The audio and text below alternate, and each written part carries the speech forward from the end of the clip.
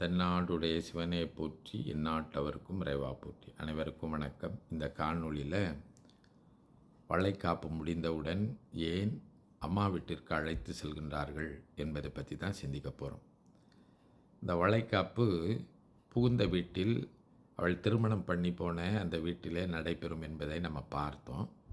இந்த வளைகாப்பு முடிந்தவுடனே நம்ம ஏற்கனவே சொன்னோம், 7, 8, 9வது திங்களில் இந்த வளைகாப்பு செய்வார்கள். இப்போ எஞ்சி இன்னும் ஒரு சில வாரங்கள் தான் இருக்கும் குழந்தை பிறப்பதற்கு. அந்த சூழ்நிலையில் வளைகாப்பு செய்து அந்த பெண்ணை அவளுடைய அம்மா வீட்டிற்கு அழைத்து செல்கின்ற ஒரு வழக்கம் தமிழர் பண்பாட்டில் ஏற்படுத்தியிருக்கின்றார்கள் என்று நாம் பார்க்குறோம். இது எதற்காக அப்படி செய்திருக்கின்றார்கள் என்று பார்த்தால், இப்படி செய்வதனால அந்த பெண்ணிற்கு உடல் அடிப்படையிலும் உள அடிப்படையிலும் பல நன்மைகளை செய்ய வேண்டும் என்பதற்காக செய்துகிறார்கள். இப்போ இன்றைய சூழலில் பலர் வேலை செய்கிறாங்க, போகிறாங்க, வராங்க. அப்படி அம்மா வீட்டுக்கு அனுப்பாமல் கணவன் வீட்டில் கூட இருக்கிறதெல்லாம் உண்டு.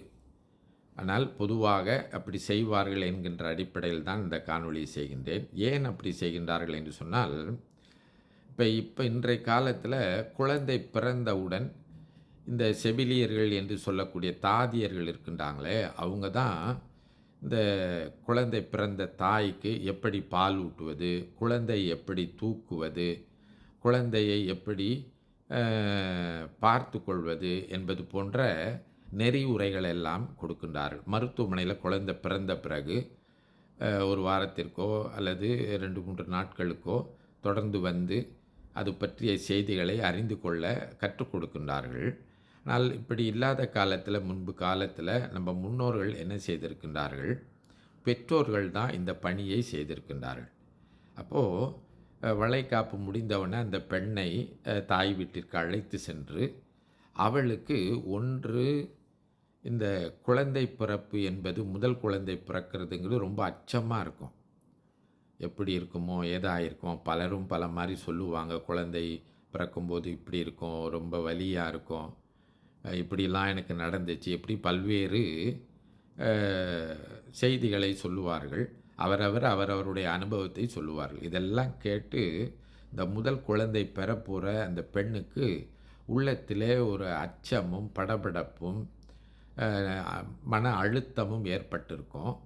அதை அவள் தன்னுடைய தாய் வீட்டிற்கு செல்கின்ற போது, புகுந்த வீட்டை காட்டிலும் தாயிடத்தில் ரொம்ப நெருக்கமாக இருப்பாங்க இல்லைங்களா, அப்போது அவள் தாயோடு இருக்கின்ற போது அவள் குழந்தையாக இருந்து தன்னுடைய தாயிடத்தில் தனக்கு ஏற்படுகின்ற அந்த அச்சத்தை போக்கிக் கொள்வதற்கும் துணிவை பெறுவதற்கும் ஏதுவாக இருக்கும் என்பதற்காகத்தான் ஒன்று இந்த வளைகாப்பு முடிந்தவுடனே தாய் வீட்டிற்கு இந்த பெண்ணை அழைத்து போகின்ற ஒரு வழக்கத்தை வைத்தார்கள்.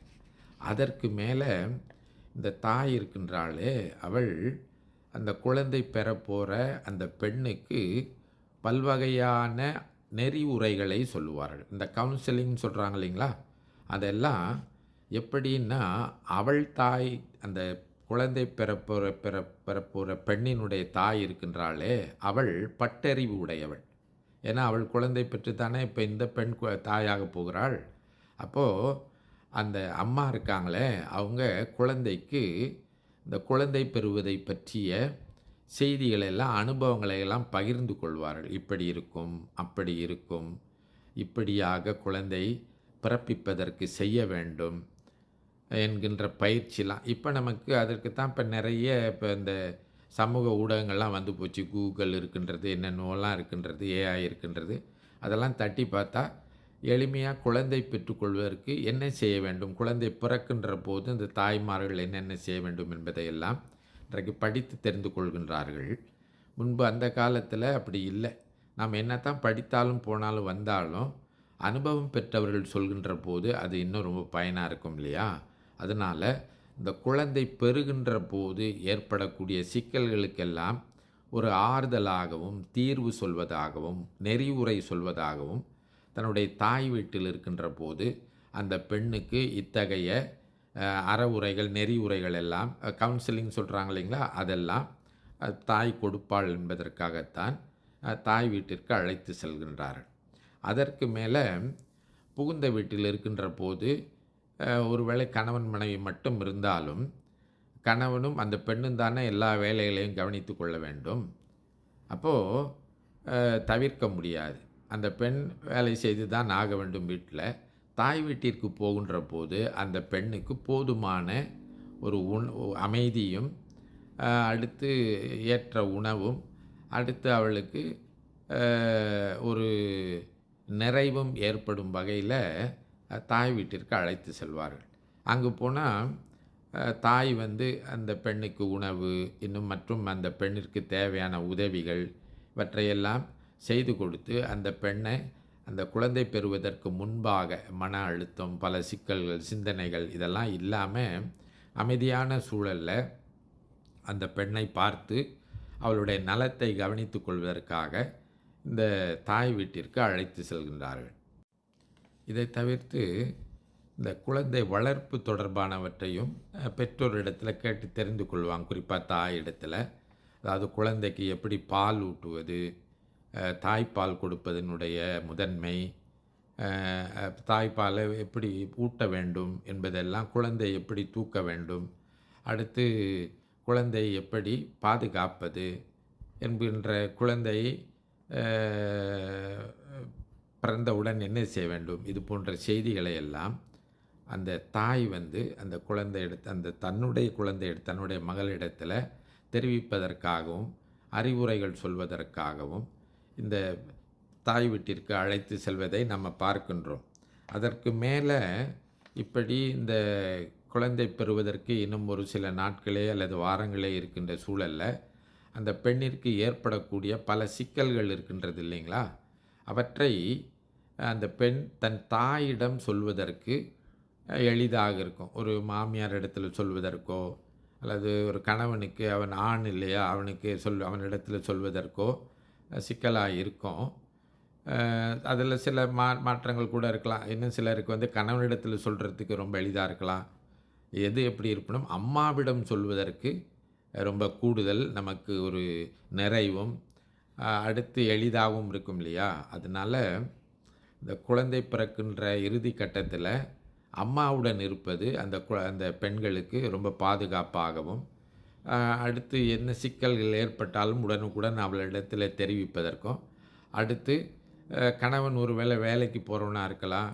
அப்போது இந்த பெண் தாய் வீட்டில் இருந்தால் அந்த தாய் வீட்டில் இருக்கின்றவர்கள் அவளை சரியாக பார்த்து கொள்வார்கள் என்கின்ற அடிப்படையில், அப்போ புகுந்த வீட்டில் பார்த்து கொள்ள மாட்டாங்களா என்று சொன்னால் பார்த்து கொள்வார்கள் தான், அதில் மாற்றம் இருக்கலாம்.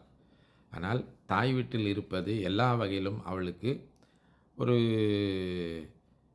எப்படி சொல்கிறது, தாய் வீட்டில் இருப்பது இன்னும் கூடுதலான ஒரு நல்ல ஒரு சூழலாகவும் அவளுக்கு மன நிறைவாகவும் அடுத்து இலகுவாக எல்லாவற்றையும் தாயிடம் சொல்வதற்கும் அமையும் என்பதற்காகத்தான் குழந்தை இந்த வளைகாப்பு முடிந்தவுடனே தாய் வீட்டிற்கு அழைத்து போகின்ற அந்த மரபினை ஏற்படுத்தி வைத்திருக்கின்றார்கள்.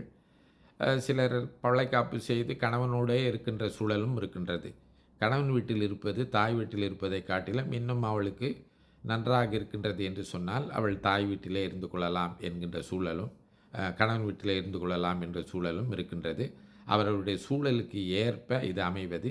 என்ன இருந்தாலும் இந்த பெண்ணை தாய் வீட்டிற்கு அழைத்து செல்வது அந்த பெண்ணை உள அடிப்படையிலும் உடல் அடிப்படையிலும் ஓய்வு, மன அழுத்தம் என்று பல்வேறு சூழல்களை நிலைநிறுத்துவதற்காக அந்த பெண்ணை தாய் வீட்டிற்கு அழைத்து செல்கின்ற ஒரு வழக்கத்தை வைத்திருக்கிறார்கள் என்று சொல்லப்படுகின்றது. அதற்கு மேலே இந்த குழந்தை பெறுகின்ற காலகட்டத்தில் அந்த பெண்ணை ரொம்ப கண்ணும் கருத்துமாக காக்க வேண்டும் என்கின்ற பொறுப்பை கணவனும் அவளுடைய பெற்றோர்களும் புகுந்த வீட்டில் இருக்கின்றவர்களும் மேற்கொள்ள வேண்டும் என்பதற்காகத்தான் இவ்வாறான சடங்குகளை எல்லாம் நம் முன்னோர்கள் செய்து வைத்திருக்கின்றார்கள் என்று சொல்லி இந்த அளவிலே நிறைவு செய்கின்றேன். தென்னாடுடைய சிவனையை போற்றி, எந்நாட்டவர்க்கும் இறைவா போற்றி. திருச்சிற்றம்பலம்.